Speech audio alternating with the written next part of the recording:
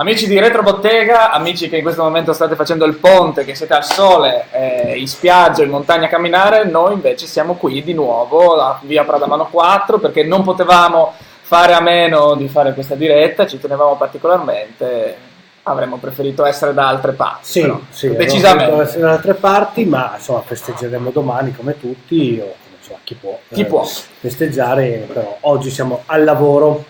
Ecco, però insomma abbiamo deciso a distanza di qualche settimana, prima di parlare di argomenti un po' più densi, di tornare su una questione che a noi sta particolarmente a cuore, uno dei motivi che veramente ci permette la mattina di svegliarci, di trovare anche la forza e l'energia per andare avanti, per continuare a guardare il mondo in un modo migliore. Abbiamo deciso di ritornare qua con quella che è la classifica delle vendite editoriali della scorsa settimana. Ci sono molte cose interessanti, abbiamo scelto i 10 titoli più venduti questa settimana perché credo siano veramente la sintesi di quello che è in questo momento il panorama editoriale. Abbiamo al 10° posto... Una classifica quasi spirituale. Una classifica quasi spirituale. Mauro, come sapete, è l'uomo dentro il sistema, conosce tutti Città del Vaticano. Sì, lui e la Città del Vaticano sono proprio contigui, pare che gli daranno anche la residenza e la cittadinanza onoraria, ma insomma partiamo perché il 10° posto è già qualcosa di veramente incredibile. 10° posto abbiamo per l'editore Mondadori, che è la prima volta che lo citiamo. Sì, non era mai successo nel 2018, quindi Mondadori scala finalmente le classifiche e riesce a entrare nella top 10. 21 giorni per rinascere, il percorso che ringiovanisce corpo e mente. Quindi sono 3 autori, esperti, professionisti molto noti, che insomma ci raccontano come alimentarci, come vivere, come stare bene. Come stare bene. Mauro ha comprato il libro, infatti lo vedete, è già un fiore. Nono posto. Abbiamo una grande novità. Sì, per una new entry, no? Sempre per Mondadori che insiste. 2 titoli Mondadori. E una new entry, le storie della buonanotte per bambini ribelli. Ah certo, non avevamo mai sentito parlare, quindi una novità incredibile. Finalmente un libro per bambini che permetterà insomma a tutti i bambini di riuscire ad addormentarsi. È il libro più venduto dell'anno con circa 500.000 di copie acquistate ed è pubblicato in 39 paesi. Beh, non male, insomma. Un libro di nicchia. All'8° posto, però. Il secondo, insomma, anche perché il primo insomma, aveva a che fare con la salute corporea, ma insomma, adesso andiamo sulla salute spirituale. Beh, una cosa poi tira l'altra. Enzo Bianchi per Il Mulino, La vita e i giorni sulla vecchiaia. Quindi è sull'arte di vivere, lo conosciamo. Quindi dopo essersi alimentati insomma, in tutti i modi possibili e immaginabili, qui riusciamo a riconsiderare, riguardare le nostre giornate, quello che abbiamo fatto nella nostra vita da un punto di vista spirituale. Ma completiamolo. Andiamo alla classifica e gruppo Einaudi, gruppo Mondadori. Giancarlo De Cataldo, è uscito il nuovo libro, L'agente del caos. È inutile parlarne più di tanto, noir, genere sempre noir o comunque la vita dell'agente J. Dark, e quindi insomma De Cataldo che è uno dei best seller di questa settimana. Poi al 6° posto abbiamo Io Nesbo, grande Io, con Macbeth che però io sapevo essere di William Shakespeare, forse... Sì. Alessandro, ti lascio, vado a aprire il Corriere. Vai a aprire il Corriere. Succede anche questo durante la diretta di Retrobottega. Dicevamo Io Nesbo, che appunto ha pubblicato questo libro intitolato Macbeth, probabilmente ispirandosi al grande William o magari soffiandogli l'idea, sperando così di non essere scoperto. Poi, andando avanti con la classifica, mentre aspettiamo che Mauro finisca di parlare con il Corriere, ecco qua, tutto a posto, ma sì, la partecipazione è un premio. Bene, speriamo di vincere almeno questa figura in diretta. Al 5° posto abbiamo una grandissima novità. L'ultima novità è Francesca Cavallo e Elena Favillico, Storia della buonanotte per bambini ribelli 2. Quindi ormai sono da mesi che entrambi i libri sono nella top 10. Mondadori, quindi insomma presente. Continua. Poi quarta in classifica Mio caro serial killer, libro di cui avevamo già avuto modo di raccontare come Sellerio, autrice spagnola che resta in classifica insomma da più settimane. Anche qui si va nel genere noir, si va nel genere giallo, quindi classifica che nella narrativa è dominata da questo genere. Però attenzione, perché qua saliamo, amici, sul podio, e qua ci sono delle chicche veramente incredibili, perché al terzo posto per le edizioni San Paolo abbiamo il Papa. Quindi non l'ultimo proprio sulla faccia della terra, lui il Papa, che è terzo. Esatto. Ha un costo del libro di 2,50 di 2,50 euro, anche facilmente acquistabile. Giustamente il Papa ci tiene che il popolo riesca a beneficiarne. È bestseller. Il titolo, Mauro, vorrei dire il titolo in latino. Gaudete et exultate. Quindi il Papa va in terzo in classifica. Al secondo Maurizio De Giovanni per Rizzoli, il gruppo Mondadori. Sara al tramonto, sempre noir, lo scrittore napoletano, quindi terzo titolo di narrativa, diciamo, al genere noir. E poi fermi tutti, perché è il momento di svelarvi chi governa in questo momento la classifica italiana. Al primo posto, chi è davanti a tutti? Il Papa. Di nuovo! Perché, ma è sempre lo stesso, perché sai che ci sono stati due Papa Bergoglio e lui sempre il grande Bergoglio, va nella top one, con 2 titoli su 3, veramente quasi una cosa divina, cioè, da dire, lo Spirito Santo. Gaudete et exultate, esortazione apostolica sulla chiamata alla santità nel mondo contemporaneo, che è il sequel, che non ho ben capito, però la storia della buonanotte. Sì, 2 euro questo 2 euro, quindi abbattiamo ancora di più di là. Quindi insomma tra Enzo Bianchi, 2 titoli del Papa e 4 noir, ecco, insomma abbiamo fatto la classifica. Sì. San Paolo, le Pauline Editoriale e Libri, insomma, al di là delle edizioni cattoliche, poi la Mondadori la fa da padrone. Ecco, ci piaceva sottolineare come nei tempi tra la Resistenza e il 1 maggio il Papa. Tra l'altro l'invito è quello di andare a scoprire a che punto della classifica sta in questo momento il nostro amico Panzironi, che salutiamo e auguriamo ogni bene. Bene, oggi è il 30 aprile, domani l'abbiamo detto, il 1 maggio, staremo tutti quanti stravaccati, chi al mare, chi in campagna, chi in montagna, chi sul divano, a cercare di riprendere un po' tutti quanti dall'impeto lavorativo. Però insomma ci riposiamo domani, ma dopo, per noi almeno qua a Bottega Arrante, lo sappiamo voi amici a casa, ma qua per noi Bottega Arrante sarà un mese e mezzo d'inferno, per rimanere così in tema biblico, ecco, col Papa. Sarà un mese intensissimo, sarà forse il mese più intenso della storia del mondo, e così per dare un po' una panoramica sui grandi eventi che seguiranno nelle prossime settimane. Partiamo dalla partecipazione per la prima volta di Bottega Errante Edizioni al Salone del Libro di Torino, quindi saremo io e il nostro collega nonché presidente di Bottega Errante Simone Ciprian. Saremo praticamente una settimana, dal giovedì al lunedì compresi, mi giro verso il calendario, non siamo ancora così smart, dal 10 al 14 maggio saremo al padiglione 1 stand E34, e insomma per tutti i grandi amanti della lettura del libro il salone è appuntamento annuale imperdibile. E saremo lì per la prima volta con questo stand dove troverete tutti ovviamente i libri, e avremo anche un appuntamento il venerdì alle 17:30 io, e ci sarà anche Remo Politeo della Libreria Moderna come portavoce di tutte le librerie. Al padiglione del Super Festival presenteremo un po' la notte dei lettori ai lettori e ai visitatori del salone, quindi sarà un attimo un bel appuntamento.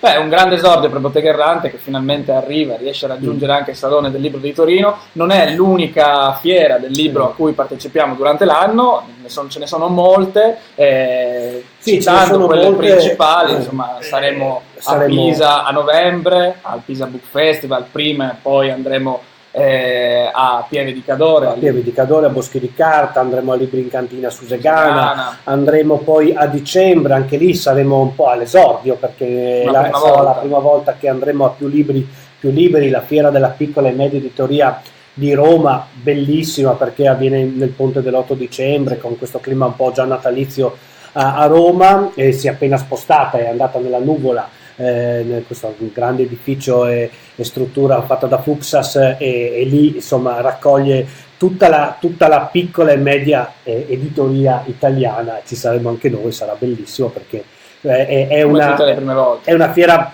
molto vitale, forse è l'appuntamento dove si può vedere veramente quello che la piccola editoria riesce a dare, il meglio insomma del mondo editoriale. Poi non soltanto fiere, perché tra pochissimo ci sarà un festival importantissimo per noi che insomma segna l'ennesima collaborazione con questo festival a cui siamo molto affezionati, che è Vicino Lontano. In contemporanea con il Salone del Libro, perché quindi Mauro e Simone saranno al Salone del Libro di Torino, io rimango qui a Udine insieme a Elisa, Federica, Andrea, Daniele, Maurizio, tutti gli altri di Bottega che rimangono qui in Friuli a conservare il presidio di Bottega Errante. È un bel festival, abbiamo 7 appuntamenti, tra quelli che riguardano direttamente Bottega Errante Edizioni. Presenteremo la prima friulana del libro di Tasinato, Il fiume sono io, presenteremo il libro di Giacomini, Il prezzo dell'equilibrio, e poi presenteremo una grande novità di cui parliamo tra qualche istante, e poi ci saranno invece i 4 appuntamenti dedicati all'Aspettando la notte dei lettori, di estensione, all'interno appunto di questa rassegna che si chiama Estensioni, dedicata al mondo della lettura e della letteratura e del libro nei Balcani, nell'est Europa. Quindi insomma la prossima settimana già è una settimana decisamente intensa, in cui addirittura siamo costretti a dividerci. Poi torniamo martedì da Torino e giovedì io e Alessandro saremo felicemente a Gorizia, anche qui la prima volta perché non abbiamo mai partecipato a Storia, questo grandissimo festival dedicato alla storia e alle tematiche storiche. Saremo anche lì con uno stand dal giovedì alla domenica, e presenteremo anche le due novità, le due novità che usciranno in questo mese di maggio. Quindi anche lì insomma sarà una maratona dalla mattina alla sera, dal giovedì alla domenica, in questo spazio che si chiama Libri in Giardino, che raccoglie alcune case editrici specializzate in storia, ma come noi anche alcune case editrici del territorio che hanno comunque tematiche legate ad alcune cose storiche e comunque narrative. Sì, poi durante l'anno staremo ad altri festival importantissimi, ritorneremo a Book City, a Milano, dove siamo stati per la prima volta l'anno scorso, che è un festival che abita proprio la città di Milano, con una serie incredibile di appuntamenti, tutti molto interessanti e veramente che vanno a toccare posti canonici per le presentazioni di libro, per gli eventi legati alla letteratura, e invece altri luoghi che lo diventano in quei giorni. Saremo di nuovo chiaramente a Pordenone Legge, altro festival a cui siamo molto affezionati, sia lì come ad Storia saremo con lo stand, ma anche con una serie di appuntamenti all'interno del festival, e forse questi aggiungiamo l'altra novità di quest'anno, che è la partecipazione a un festival un po' più lontano, un festival isolano perché si trova a Palermo, ed è il Festival Letterature Migranti. Alcuni autori forse insomma saranno ospiti lì con i nostri libri, e quindi a presentare le storie dei nostri libri, quindi è un allargamento di bottega importante, come Roma, come Torino. Insomma è un anno in cui novità usciremo diciamo spesso dal nostro Triveneto, e questo ci piace molto.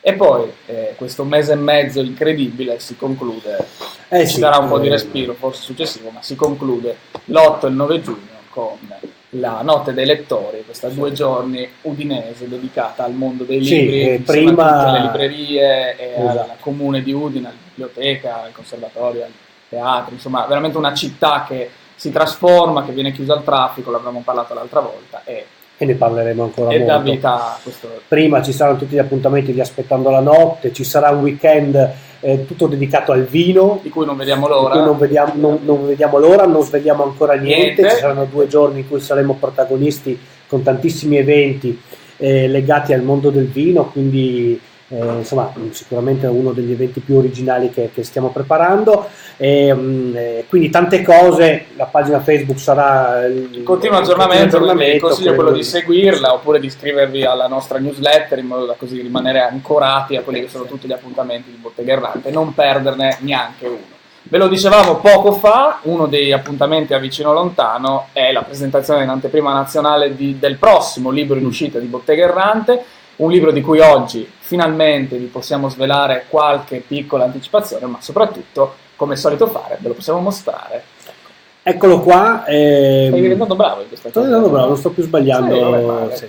Questa è la copertina del nuovo libro di Bottega Errante, come forse già riconoscete la collana è quella di estensioni, che ha ospitato Ivo Andrić e Atik Rahimi, adesso ospita I Cancellati di Mia Mazzini, che è un libro molto importante per noi, un libro su cui abbiamo lavorato molto, in cui crediamo molto. Sì. È uno scrittore, Mazzini, di Lubiana, sloveno, che è già stato pubblicato con 2 libri in Italia, uno Il giradischi di Tito per Fazzi Editore, quindi un editore importante. Questo è un libro uscito in altri paesi europei, soprattutto dall'est Europa, e che adesso abbiamo l'onore di ospitare nel nostro catalogo. È un libro importante perché la storia è importante. Una storia di quelle che, anche solamente raccontandola un po' in giro, lascia tutti abbastanza sorpresi, perché è una storia che, pur essendo già stato essendo uscita comunque negli anni precedenti, negli anni passati, ma sembra un po' sconosciuta. E avviene nella nostra vicina Slovenia, quindi al confine con l'Italia. Il fatto reale è che il 26 febbraio 1992 il Ministero dell'Interno della Slovenia cancella dai sistemi informatici 25.671 cittadini. Li cancella proprio con un click, cancella dal computer, e a queste persone veniva bucata la carta d'identità e i documenti.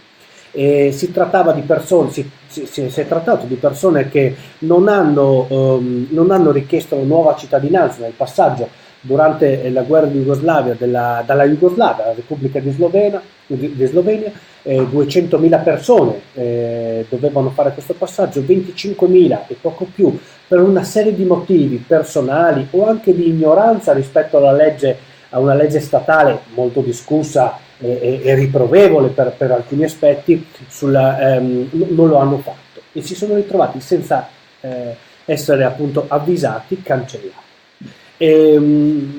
Da qui Mazzini costruisce un romanzo di grandissima tensione narrativa, in cui Zala, questa donna va a partorire all'ospedale di Lubiana. È una donna senza, il padre è una madre nubile, il padre non viene, non riconosce il figlio, e si presenta alla clinica maternità di Lubiana e scopre appunto per la prima volta di non far parte del sistema informatico, cioè di non esistere né lei né il suo bambino che sta per nascere. E da lì inizia tutta una serie di circostanze romanzate da Mazzini, ma tutte verosimili rispetto alla situazione realmente accaduta, e praticamente Zala si ritrova insieme ad altri che inizia a conoscere fuori dal sistema, che vuol dire fuori da tutto, non c'è più l'assicurazione sanitaria, non c'è più la patente per guidare la macchina, è possibile che venga requisito il proprio appartamento, si resta senza lavoro, e addirittura appunto per Zala senza figlio. È una grande storia, che è una storia non slovena, perché come dice Gigi Riva nelle sue righe che ci ha donato per questa quarta di copertina, dice: Mia Mazzini racconta una storia esemplare che è la sintesi dei nostri tempi tristi e xenofobi, e ci spiega quale mostro sia la burocrazia quando si mette a disposizione dell'etnocentrismo, fino ad arrivare alla pulizia etnica della carta d'identità. Quindi è un libro per noi molto importante, che apre una discussione su anche la questione identitaria, su quello che è successo a moltissime persone e quello che succede quotidianamente anche adesso a migliaia di persone.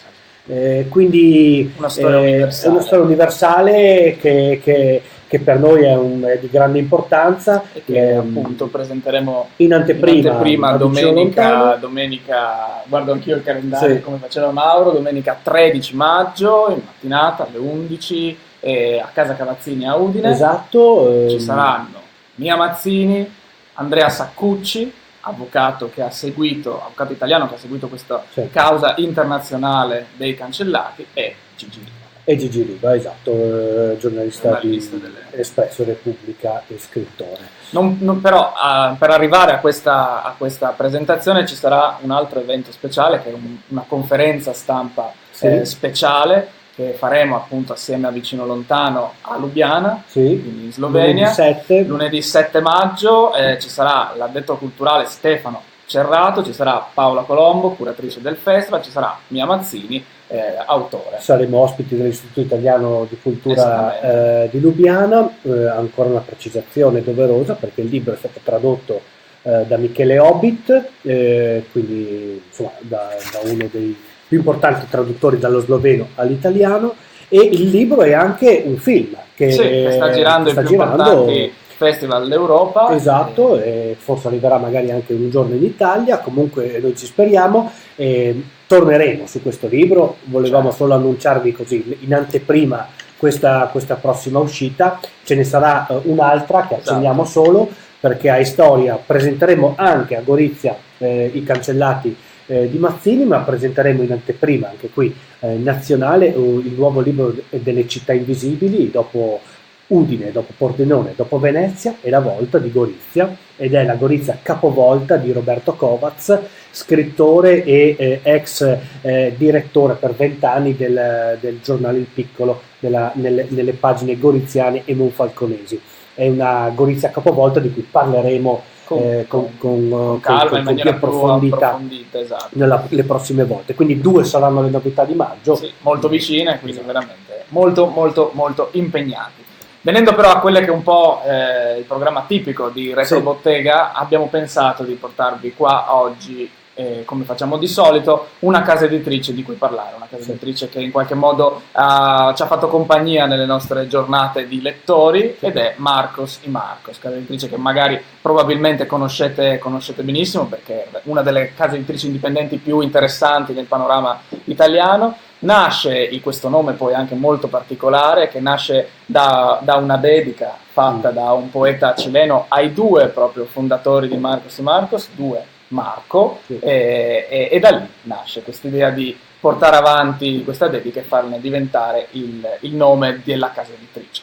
E nasce tra l'altro la casa editrice in modo molto piccolo, molto semplice, sotto forma di una piccola rivista. Loro sul campo praticamente imparano l'arte dell'essere artigiani, di essere editori, di essere casa editrice, e lo fanno gradualmente, lo fanno con calma, fino poi a arrivare al grande successo e a pubblicare in Italia autori incredibili, da John Fante poi a italiani come Fulvio Ervas e Cristiano Cavina, a questo autore incredibile che è Boris Vian, a Paolo Nori, a veramente tantissimi autori, ma andando anche poi a cercare appunto delle voci sconosciute e un modo anche di raccontare le storie che andasse in qualche modo a sconvolgere quelle che sono le abitudini letterarie, quindi veramente a trovare delle chicche editoriali. Abbiamo avuto modo di incrociare Marcos y Marcos nella seconda edizione della Notte dei Lettori, quando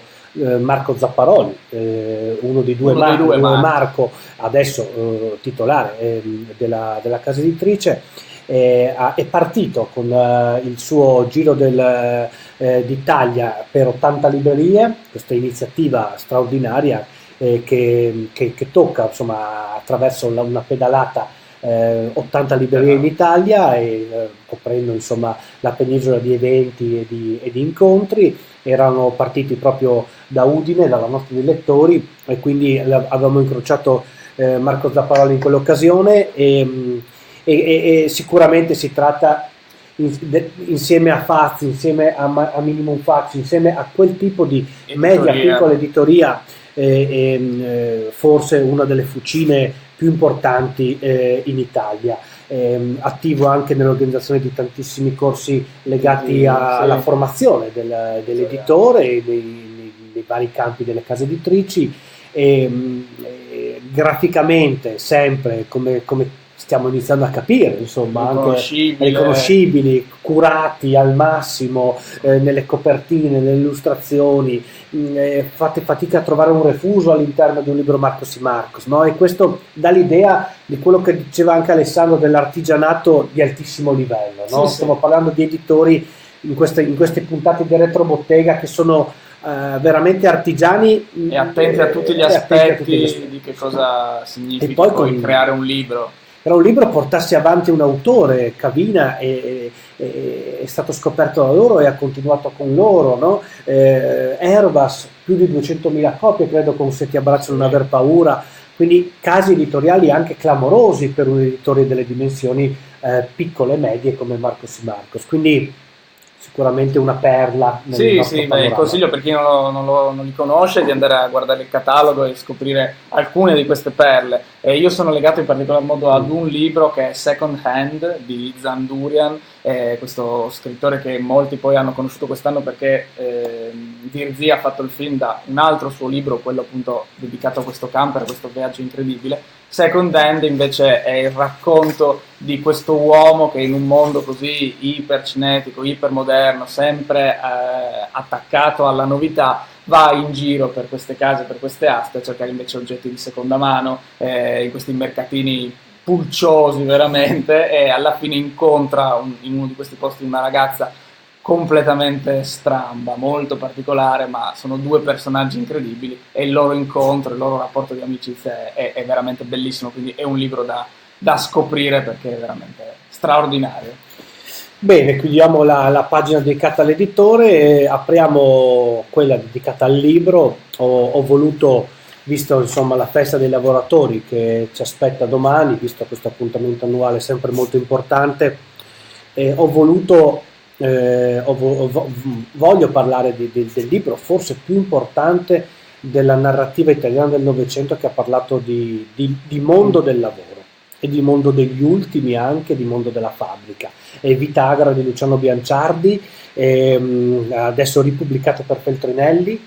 Un libro di Bianciardi, c'è anche un libro bellissimo che si chiama Il lavoro culturale, sempre per Feltrinelli, l'edizione tascabile, ma questo è il libro che dà sicuramente il successo più grande a questo autore.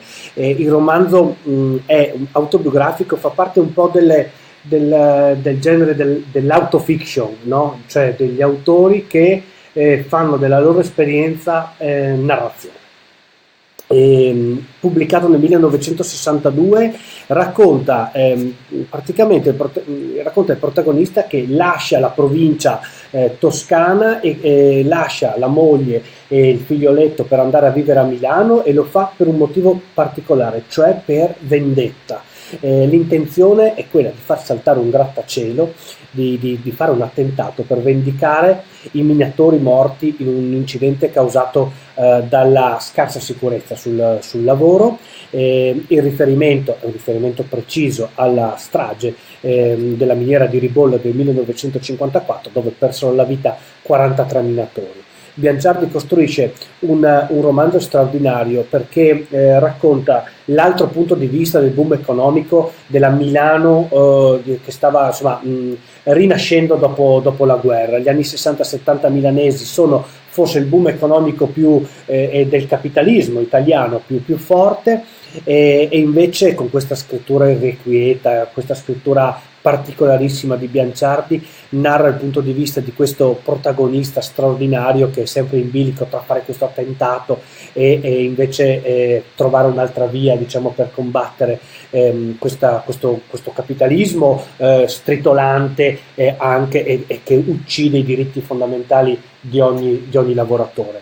Un libro che sono andato a cercarmi un po' di notizie, vendette subito 10.000 copie, quindi suscitò sicuramente l'attenzione della critica e del pubblico, però poi scomparve per un po'. È un autore un po' dimenticato, Bianciardi.